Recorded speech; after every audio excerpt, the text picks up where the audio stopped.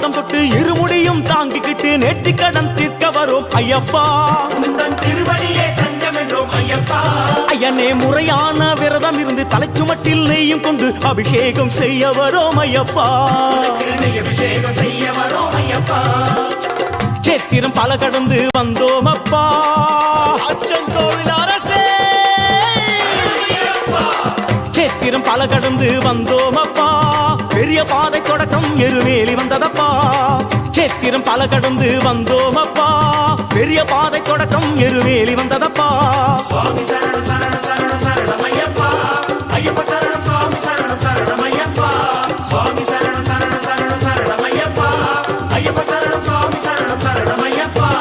அச்சங்கோவில் இருப்பிடமா, ஆரியங்கா இருப்பிடமா, குளத்துப்புழை இருப்பிடமா சொல்லப்பா. பொன்னம்ப